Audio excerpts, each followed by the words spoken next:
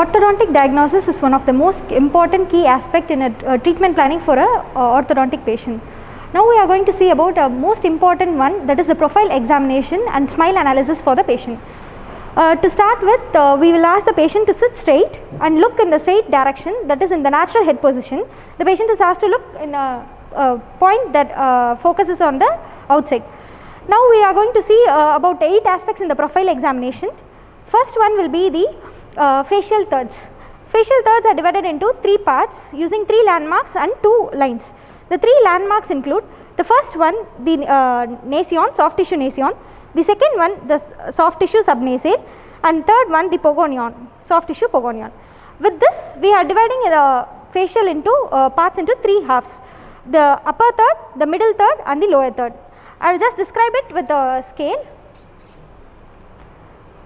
This is according to the subnasal, and this is the according to the soft tissue nasion. So we are dividing the facial into 3 parts: the upper 1/3, middle 1/3, and the lower 1/3. Lower 1/3 is further divided into upper 1/3 and the lower 2/3. This is the first examination in the profile analysis. Second one will be the facial convexity. Facial convexity is measured using the nasion, the subnasal, and the pogonion. Here the facial convexity is examined from the profile view.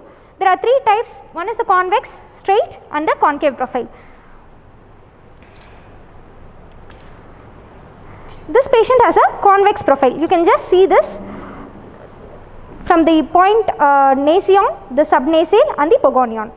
Next will be the facial divergence. Facial divergence is examined from the nasion and the pogonion. Facial divergence, we related the cranial base to the mandible. Either it is an orthognathic, anterior divergent, or posterior divergent.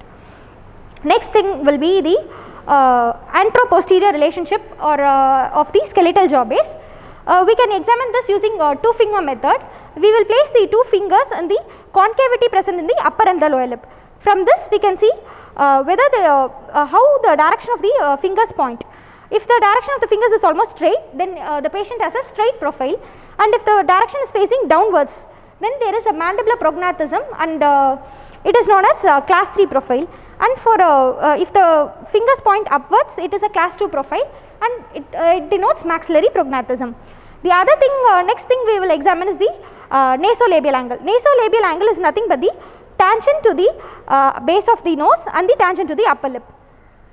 The normal angle for a nasolabial angle is 90 degree to 110 degree.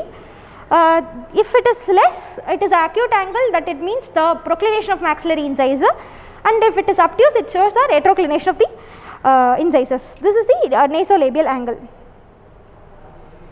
Next one will be the mentolabial sulcus. Mentolabial sulcus is the concavity between the lower lip and the chin projection. This is the mentolabial sulcus. This can be described as either average, deep, or shallow. The other one will be the next one will be the clinical FMA. Clinical FMA is the Frankfurt's mandibular plane angle. It is examined by 2 landmarks. One will be the Frankfurt's horizontal plane. It is the line connecting or imaginary line that is connecting the orbitail, the point in the lower margin of the orbit, and the uppermost part on the external auditory meatus. This is the Frankfurt's horizontal plane. Next one will be the mandibular plane, that is the tangent to the mandibular angle. Now this shows the Frankfurt's mandibular plane angle. From this, the point of intersection of the 2 lines denotes the Frankfurt's mandibular angle. If the point of intersection is just before the occiput, it shows a vertical growth pattern. If it is beyond the occiput, it shows an horizontal growth pattern. If it is at the occiput, it shows an average growth pattern. And the last one to see in the profile examination is the chin projection. It is either normal, retruded, or protruded. From the to conclude with the profile analysis, we see 8 things. One will be the facial thirds, and then will be the facial convexity, facial divergence, nasolabial angle, lip projection, mentolabial sulcus, and then the clinical FMA and the chin projection. Next we are going to see the most important analysis, the smile analysis for the patient. For the smile analysis, we are going to see main 5 important things. We will ask the patient to smile. In this thing, First thing we are going to see is the symmetry of the smile.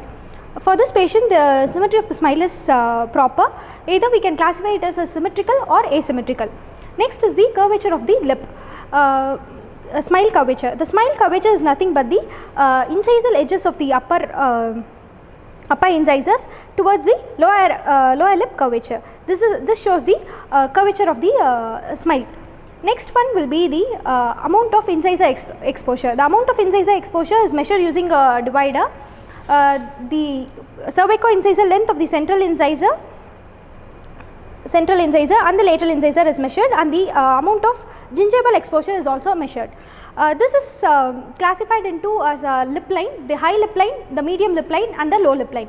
The high lip line as a full cervico-incisal exposure of the central incisor along with the contiguous band of the gingival tissue. The medium lip line shows a cervico-incisal exposure of the upper incisors along with the interproximal gingiva, and the low lip line shows about 75% of the upper incisor exposure. Next will be the cant of the occlusal plane. Cant of the occlusal plane is just measured using a scale. We can see that this patient has no transverse cant for the occlusal plane. The phi analysis for smile will be the symmetry of the smile, symmetrical or asymmetrical. Next will be the consonancy, either consonant or a non-consonant smile arc. Next will be the amount of incisor exposure, the amount of gingival exposure and the transverse cant of occlusal plane. From this we can conclude of the smile analysis for the patient, and we have also seen about the profile analysis for the proper diagnosis and treatment planning for an orthodontic patients. Thank you.